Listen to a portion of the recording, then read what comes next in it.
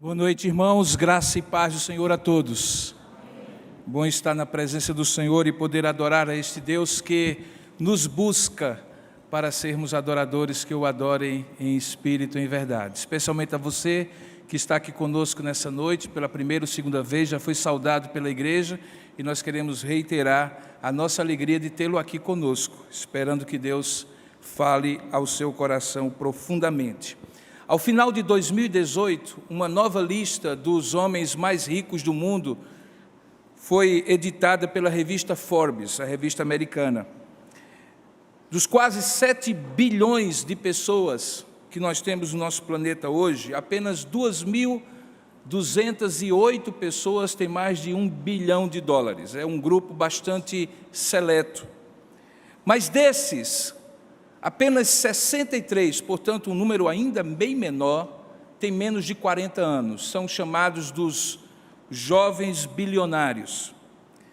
Mais da metade desses, dos 63, cerca de 34, são pessoas que, com menos de 40 anos, nos últimos 20 anos, ou menos do que isso, construíram suas fortunas, 26 deles, naquilo que se chama de nova economia, a economia digital. Muitos deles têm fortunas de 10 dígitos porque criaram aplicativos de mensagens, de comércio eletrônico, criaram startups que, no mundo digital, se tornaram extremamente valiosas. O mais jovem deles tem apenas 27 anos, junto com seu irmão Patrick Collison, de 29, criou uma startup chamada Stripe, que permite que você faça pagamento por meio eletrônico. E esses jovens bilionários, poucos dentre os 7 bilhões de pessoas do mundo, podem ser multiplicados dentro dos próximos 10 anos por cerca de 5 vezes. Porque, de alguma forma, dinheiro, neste mundo dos bilionários, chama dinheiro. É bem verdade que nem sempre é um dinheiro limpo, nem sempre é um dinheiro bem direcionado, nem sempre é um dinheiro que é partido e compartilhado com os outros quase 7 bilhões de pessoas que têm quase nada para sobreviver. Mas o fato é que esses homens, especialmente esses jovens, demonstram a capacidade que de alguma forma fica muito claro no empreendimento deles, no empreendedorismo deles, de fato gerar riquezas. A Bíblia conta a história de um jovem que talvez não fosse bilionário, mas certamente era muito rico, e que tem um encontro com Jesus num momento em que Jesus está concluindo praticamente o seu ministério. Dali daquele encontro para a morte e ressurreição de Jesus, talvez não passaria 6 meses. E ele encontra Jesus num momento de profunda crise existencial, certamente rico, de alta posição. No entanto, alguma coisa dentro dele o angustiava profundamente. E ele busca Jesus com uma pergunta que ficou para a história. E que talvez seja a pergunta que, em algum momento, quando a vida glamurosa desses bilionários da revista Forbes não estiver sob os holofotes da mídia, talvez passe pela cabeça ou pela mente de algum deles. Senhor, o que é que eu farei para herdar a vida eterna? Quando esta vida acabar, dos muitos bilhões que eu consegui conquistar, eu não consegui levar R$1 sequer, o que vai me aguardar do outro lado da eternidade? Essa pergunta que atinge pobres e ricos, atingia de maneira muito especial aquele jovem rico. Ele se perguntava, o que é que eu farei para herdar a vida eterna? Eu gostaria de refletir com os irmãos nesta noite, a partir do texto de Marcos, Evangelho de Marcos, capítulo 10, sobre como Jesus respondeu a essa inquietação daquele homem. Como Jesus abordou o coração daquele homem, que se por um lado tinha todos os motivos para ser feliz, por outro lado, sofria com um questionamento existencial e um vazio espiritual que o fez buscar Jesus e fazer essa pergunta. Abra sua Bíblia, portanto, em Marcos capítulo 10, verso 17. Nós vamos ler apenas 5 versículos até o versículo 22. E eu convido você que está aqui, também você que está participando conosco pela internet ou pela TV, a ler comigo, acompanhando a leitura que eu fizer. Marcos capítulo 10, verso 17 a 22. O texto começa assim: E pondo-se Jesus a caminho, correu um homem ao seu encontro, e ajoelhando-se perguntou-lhe: Bom mestre, que farei para herdar a vida eterna? Respondeu-lhe Jesus: Por que me chamas bom? Ninguém é bom, senão um, que é Deus. Sabes os mandamentos? Não matarás, não adulterarás, não furtarás, não dirás falso testemunho, não defraudarás ninguém, honra teu pai e a tua mãe.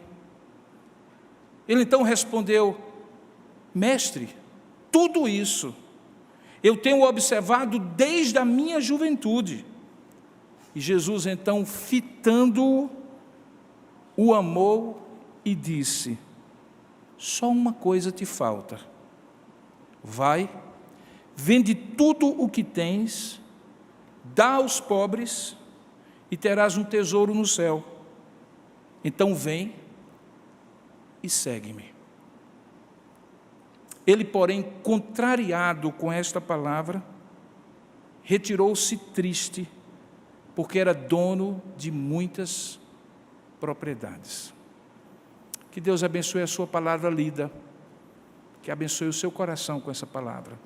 Você pode orar comigo nesse momento? Curva a sua cabeça por um instante, feche os seus olhos. Se você precisa sentar ou sair, faça agora, porque depois que nós orarmos eu gostaria de ter toda a sua atenção. Vamos orar juntos. Ó Deus amado, quantas vezes nós não fazemos perguntas difíceis para as quais nós não temos respostas? Perguntamos às pessoas, perguntamos a nós mesmos, até que chega a hora que sem resposta chegamos à Tua presença e perguntamos em oração, em súplica, em pensamento, muitas vezes angustiado, atribulado de alma, coisas que só Tu podes responder.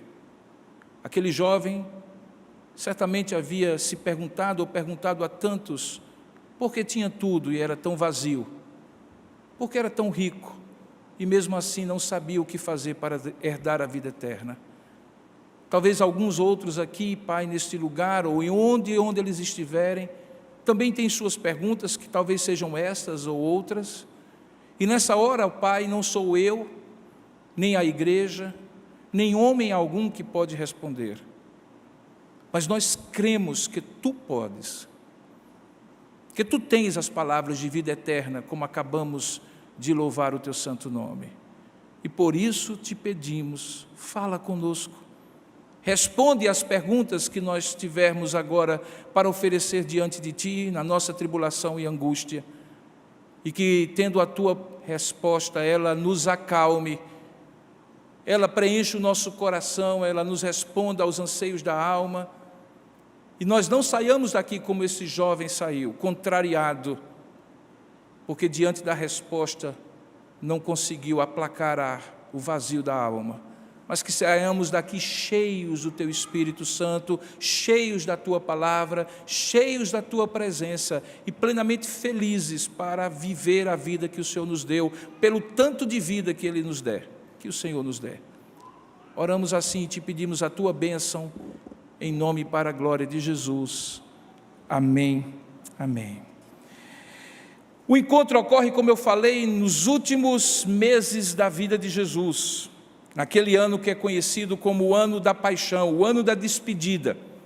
Jesus está convergindo todas as suas palavras, todos os acontecimentos que os evangelistas narram, para aquele dia crucial em que Ele iria entregar a sua vida no Calvário.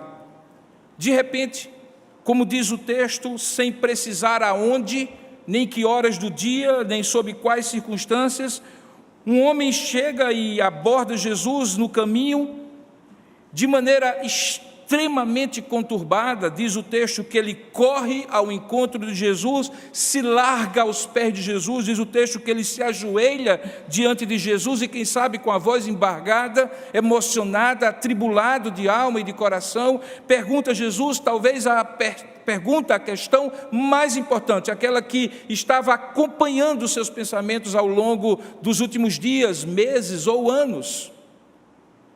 Quando o texto chama esse homem e o qualifica dizendo quem ele é, ele não tem nome. Mas certamente, quando os evangelhos de Marcos, Mateus e Lucas narram essa história, aquilo que eles dizem sobre este homem pode nos ajudar a ter uma imagem de quem ele era. Diz o texto em Mateus capítulo 19, verso 20, que conta a mesma história, que ele era um certo jovem. Essa palavra jovem era uma palavra muito genérica, poderia ser qualquer pessoa a partir dos 12 anos de idade, quando fazia o seu bar mitzvah, a sua profissão de fé do judaísmo, e se tornava uma pessoa plenamente adulta, responsável diante de Deus e diante dos homens. Poderia, portanto, ter 12, 15, 20, 25, 30, até mesmo 40 anos de idade, que ainda era, de alguma forma, considerada jovem. Lucas diz que ele, além de ser jovem, era um homem de alta posição.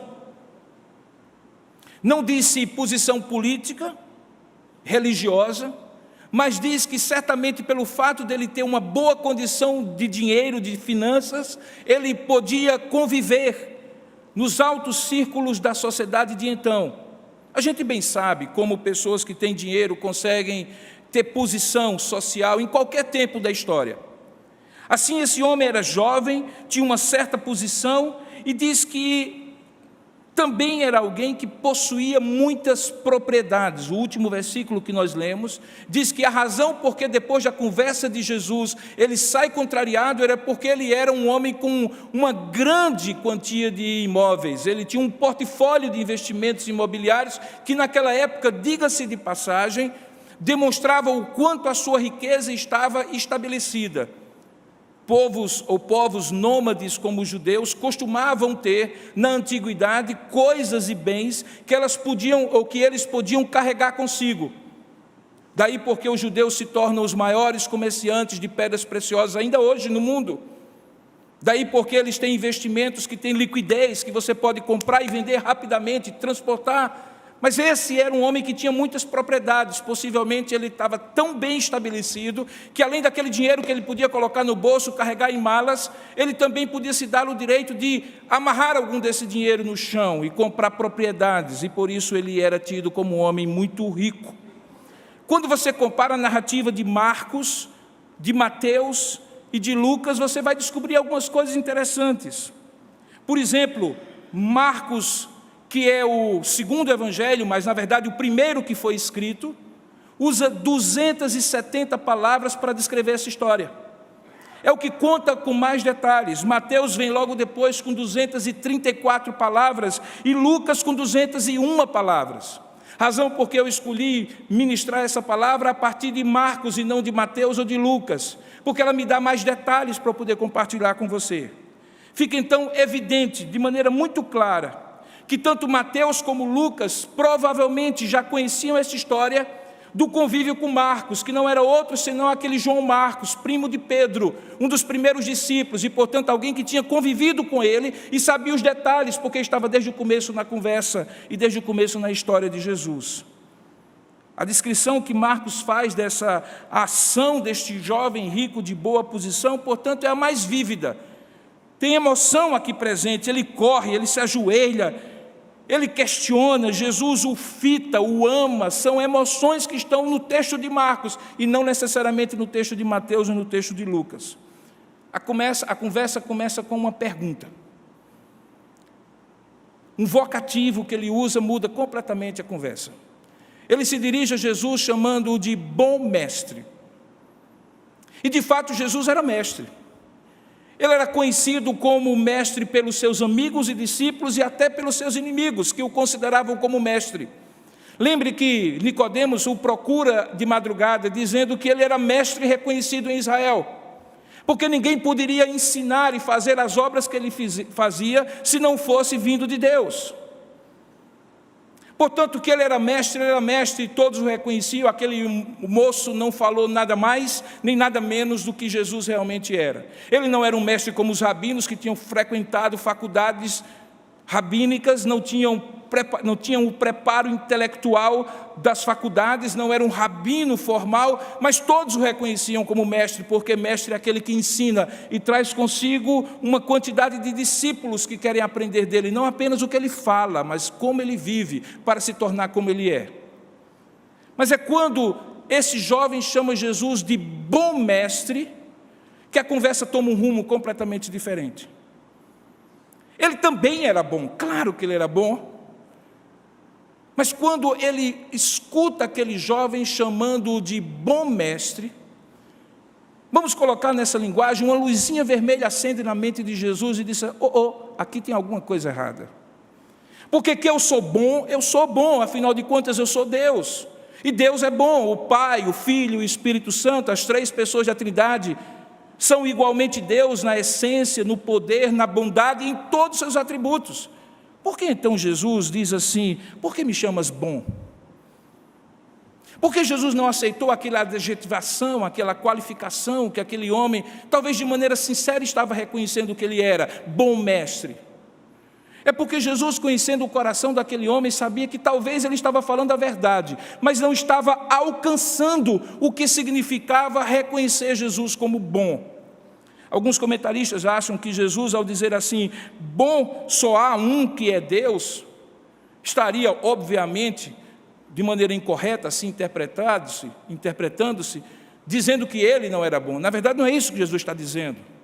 O que Jesus está dizendo é que ele precisava compreender melhor o que significava ser bom, para que quando se dirigisse a quem quer que seja, entendesse que bondade de maneira perfeita é atributo exclusivo de Deus, seja na pessoa do Pai, do Filho, que era ele, ou do Espírito Santo.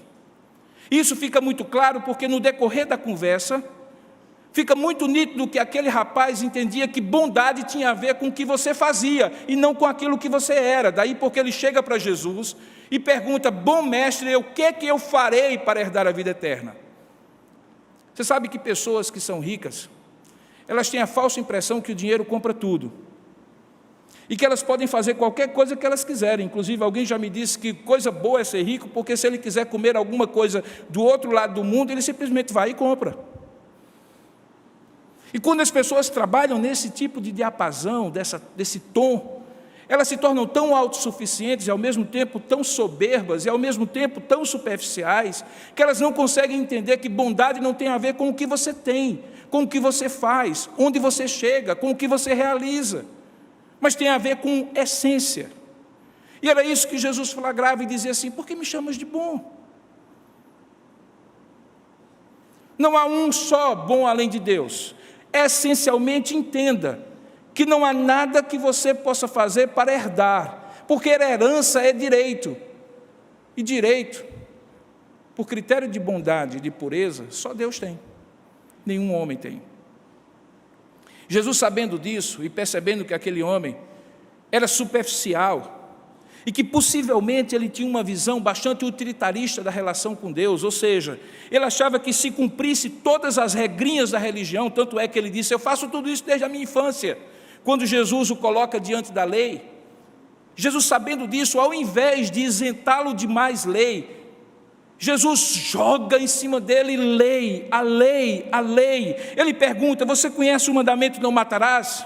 Você conhece o mandamento não adulterarás? Você conhece o mandamento não furtarás? Você conhece o mandamento não dirás falso testemunho? Você conhece o mandamento não defraudarás ninguém? Você conhece o mandamento honra teu pai e a tua mãe? Eu fico imaginando aquele jovem ouvindo, e numa hora de completa autossuficiência, dizendo assim: sim, Senhor, eu faço tudo isso desde pequenininho.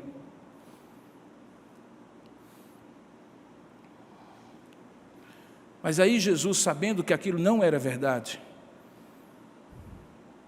porque a palavra de Deus diz que homem nenhum cumpre os mandamentos de Deus na plenitude e profundidade que Deus assim intentou ao promulgar a sua lei. e particularmente um homem jovem e rico como aquele, ousar dizer que nunca matou, nunca adulterou, nunca furtou, nunca disse falso testemunho, nunca roubou ninguém, nunca defraudou ninguém e honra seu pai e a sua mãe, era uma autoavaliação muito além daquilo que de fato era a realidade da sua vida. E Jesus sabia disso.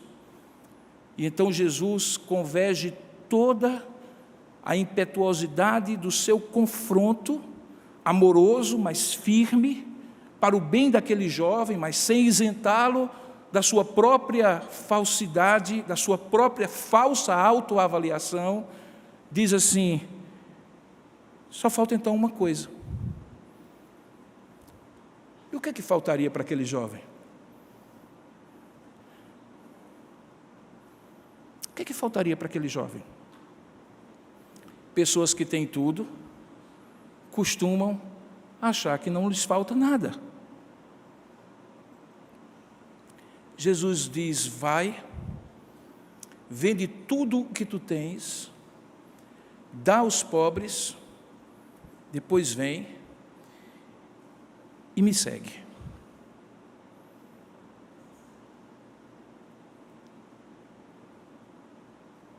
O texto não diz, mas eu acho que foi exatamente essa a reação daquele jovem.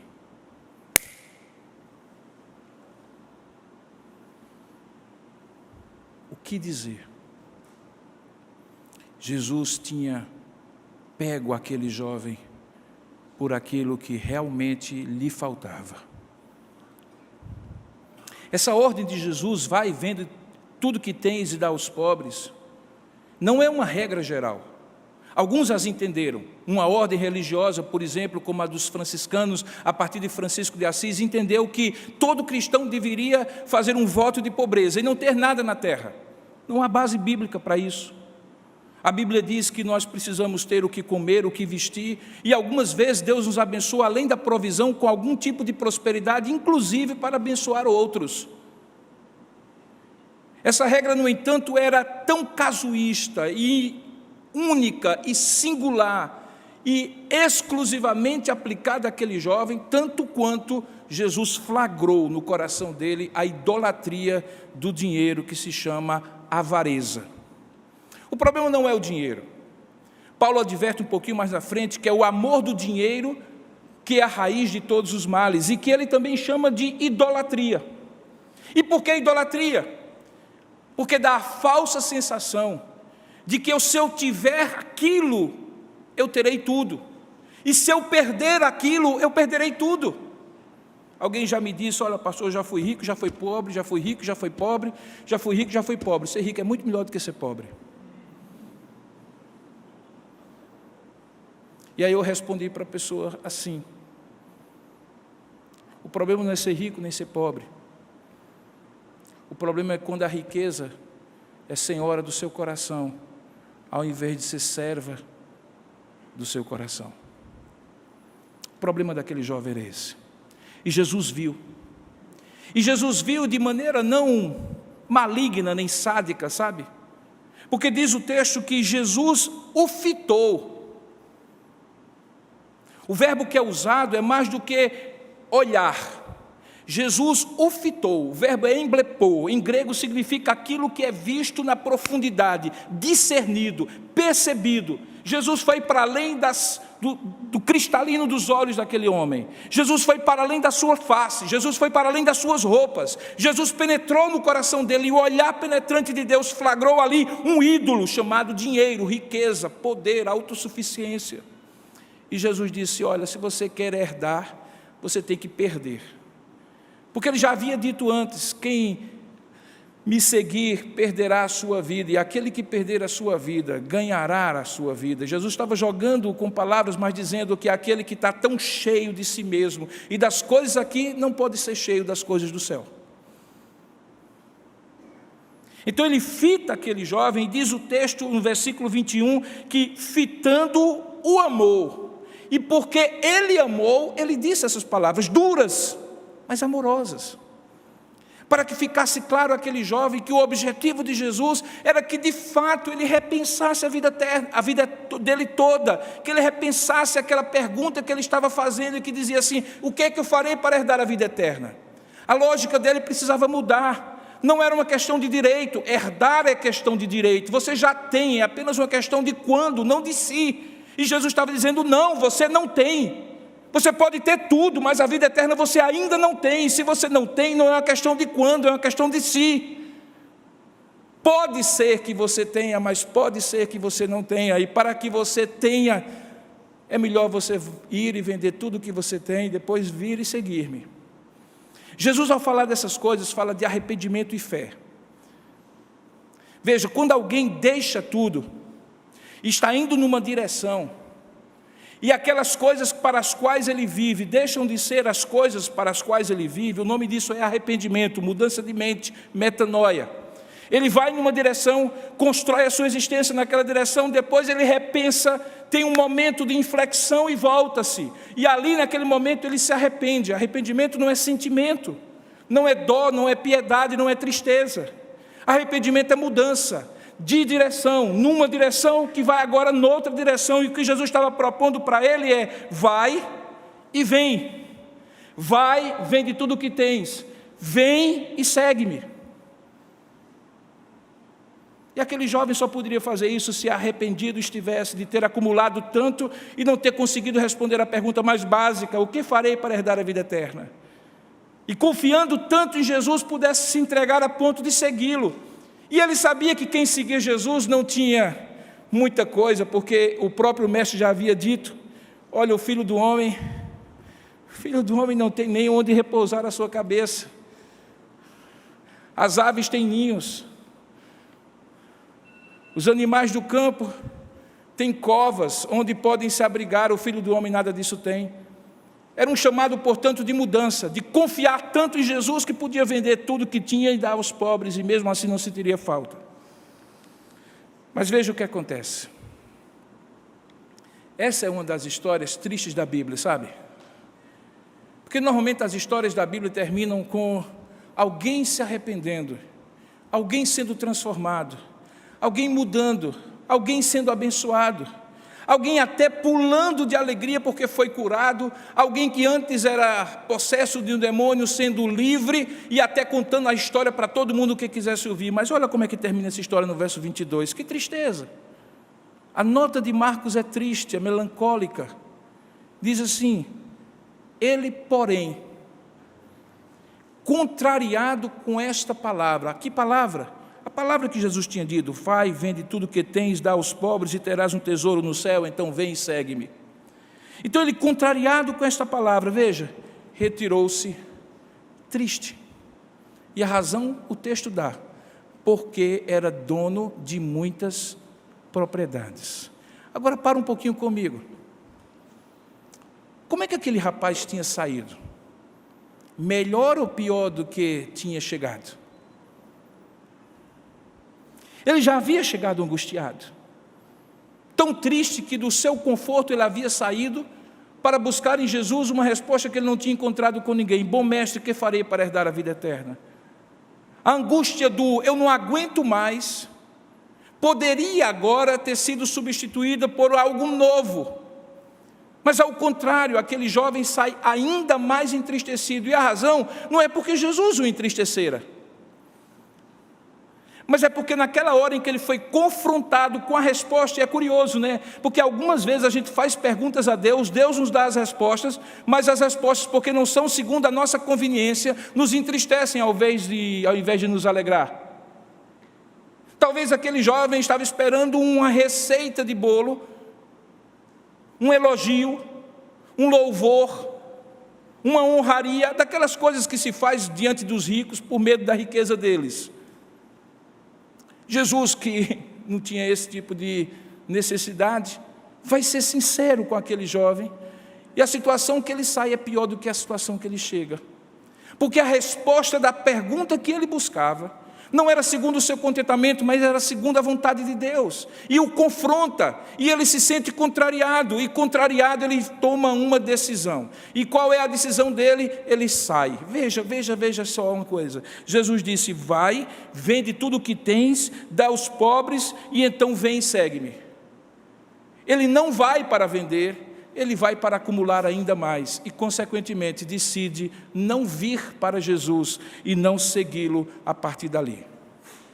A história não conta como esse homem terminou os dias de sua vida, mas há algumas outras histórias que são contadas nos evangelhos e na história normal que você conhece, da sua cidade, do mundo da televisão, daquilo que você já leu nos livros, que normalmente a história de pessoas como essas não são de final feliz. Elas continuam na mesma direção até que chega um momento em que as pessoas que estão ao lado delas estão só pelo que elas têm. Eu sempre fico assim pensando como é terrível a vida de um rico. Quando aquela pessoa diz: eu fui rico, eu fui pobre, eu fui rico, fui pobre, é melhor ser rico do que pobre. Eu quase que dizia para ela: mas como é que você tem certeza que as pessoas que dizem que lhe amam ou amam as suas riquezas? E os amigos, hein? Rico tem amigo sincero? Que não tenha medo de dizer certas verdades que ele precisa ouvir? Eu não sei como terminou a história desse jovem. E também não estou aqui demonizando a riqueza. Eu estou dizendo que esta riqueza, que faz com que, ao invés de eu obter uma resposta de Jesus, que me alegra o coração e me dê motivo para rico fazer da minha riqueza um instrumento no reino de Deus, mas ao invés disso me faz triste porque a riqueza é mais importante do que ir e seguir a Jesus, esta riqueza é terrível. Mas ela pode ser também poder, fama, sucesso. Ela pode ser qualquer coisa que, quando Jesus disse se desfaça, você diz: não, isso não. E é aqui a história desse texto que chama mais atenção. É que essa história não está falando desse jovem, essa história está falando de você, meu querido. Essa história está falando de mim. Essa história está falando e nos recordando daquele versículo que diz que se alguém quiser me seguir, negue-se a si mesmo, tome cada dia a sua cruz e siga-me.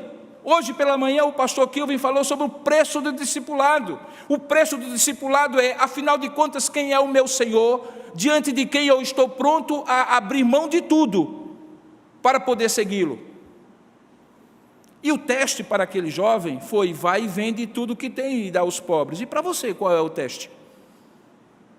O que hoje, se Jesus pedisse que você entregasse a Ele, talvez para nunca mais ter de volta, definitivamente, permanentemente, você pensaria duas vezes e diria: tem certeza, Senhor? É sério? Não dá para ficar pelo menos com a metade, não?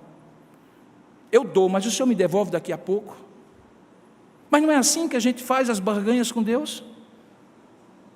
Quando Deus nos confronta com os ídolos do nosso coração, e então nós percebemos que de fato nós dizemos crer em Deus e que Deus é o Senhor, que Deus é o centro da nossa vida, mas na verdade, ainda que não tenhamos uma estatuazinha diante de quem nós nos ajoelhamos, veneramos e fazemos uma oração, há ídolos, não concretos, mas subjetivos, pensamentos, valores, crenças e atitudes que estão arraigadas na nossa alma, que não abrimos mão. Fazemos negócio algumas vezes, dizemos que entregamos, mas não entregamos. Entregamos por um tempo, mas pegamos de volta.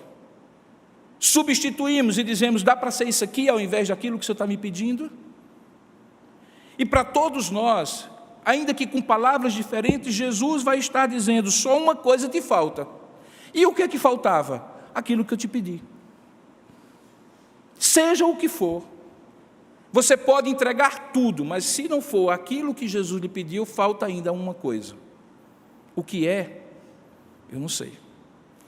Mas tenho certeza que em algum momento da sua vida, você vai chegar diante de Deus, se ajoelhar como aquele jovem chegou e disse: Senhor, o que é que eu farei? O que é que eu vou fazer? Sabe por quê? Porque isso não satisfaz. Isso que você tanto se apega, pelo que você tanto luta, pisando no pescoço dos outros, enganando eventualmente os outros, abrindo mão das coisas mais importantes para se dedicar a isto, isso não lhe satisfaz. É um ouro de tolo, é uma fonte supostamente da eterna juventude, é uma utopia, é uma miragem, é uma fantasia, é aquilo que Salomão chamou uma vaidade, que passa, até que chega um momento em que você descobre que essas 63 pessoas que têm mais de $1 bilhão no mundo, podem amanhecer amanhã, especialmente nessa nova economia, completamente pobres.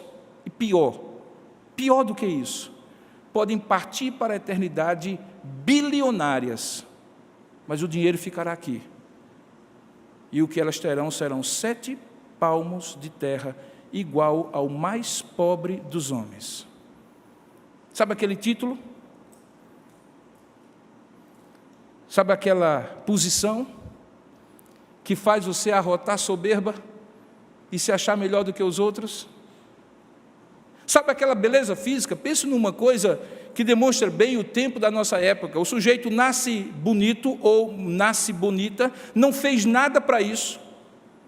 Acontece até alguns milagres, a mãe é feia, o pai é feio, mas o menino sai bonito.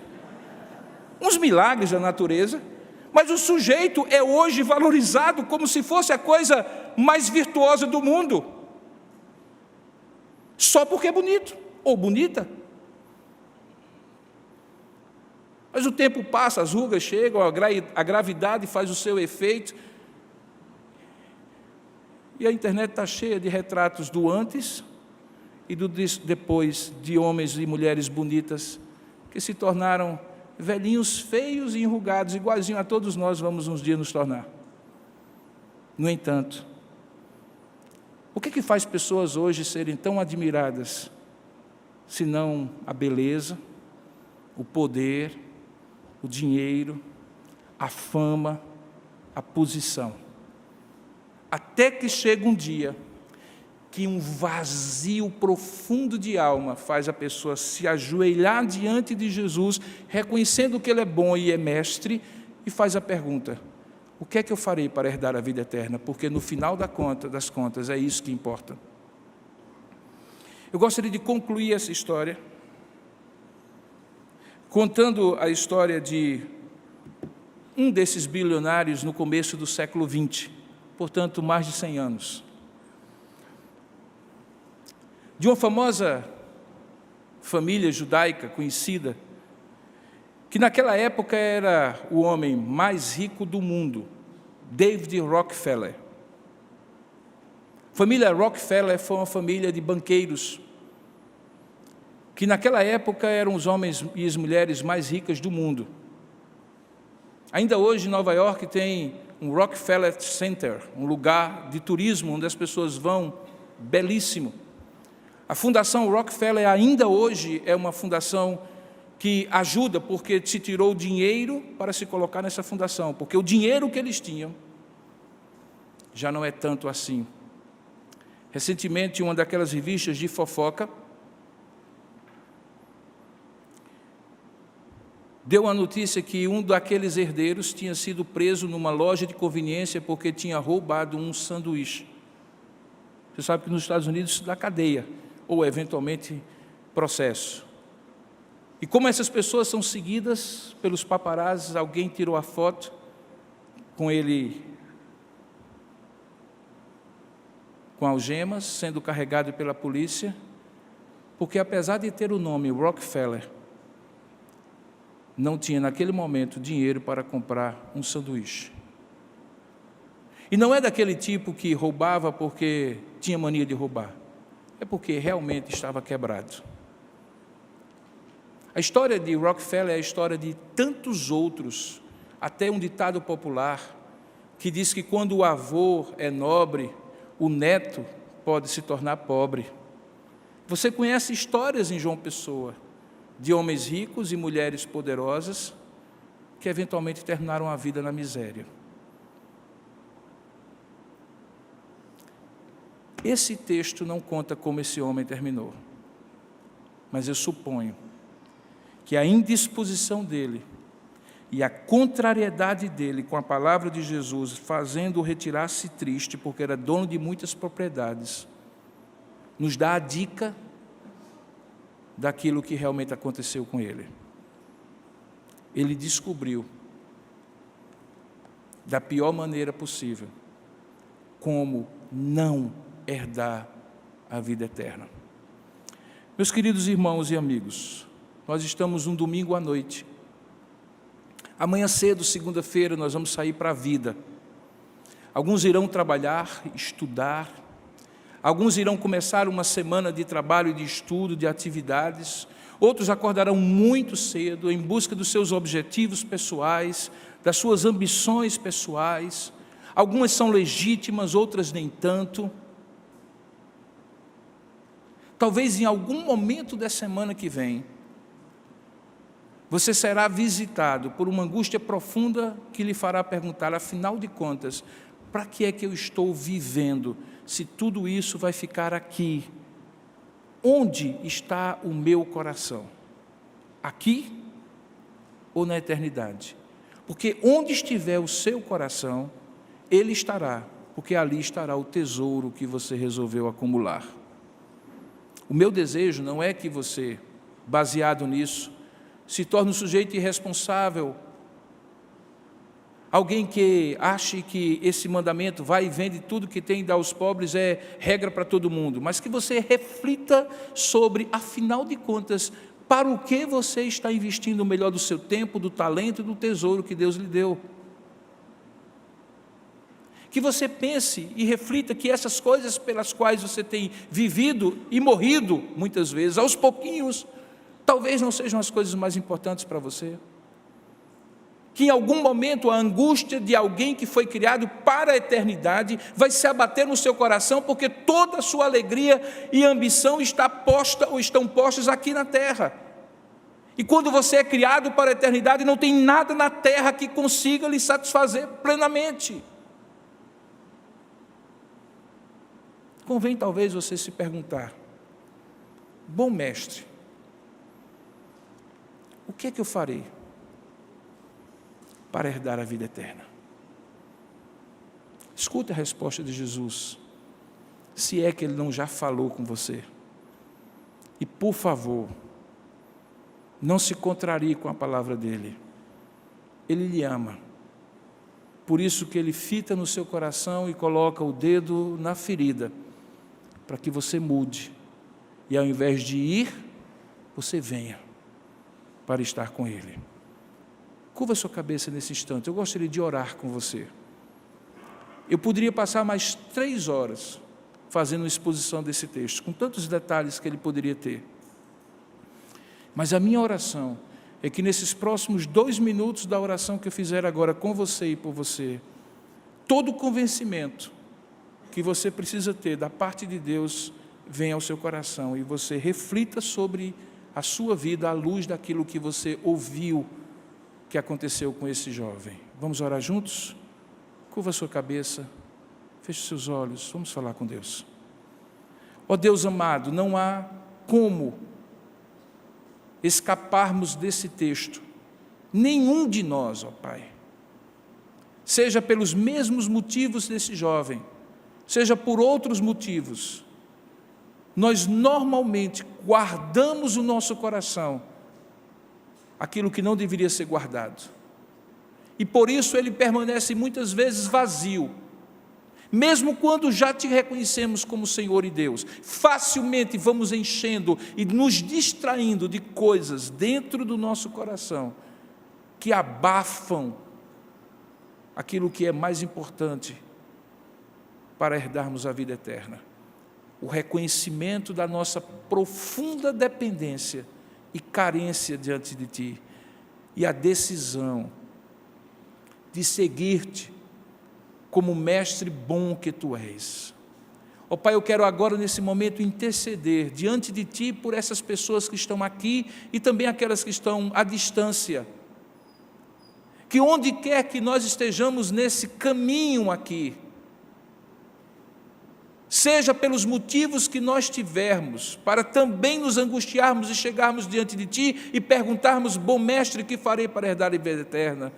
Que cada um de nós saia daqui, Pai, de fato, Senhor, contristado consigo mesmo, mas não para abandonar e fugir de Ti, mas para redirecionar a vida, no sentido de Te seguir. Ó Deus, me ajuda e aos meus irmãos e amigos que estão aqui, a ouvirmos a Tua voz e ao invés dela nos contrariar para nos afastar, ela nos contrarie para nos aproximar de Ti.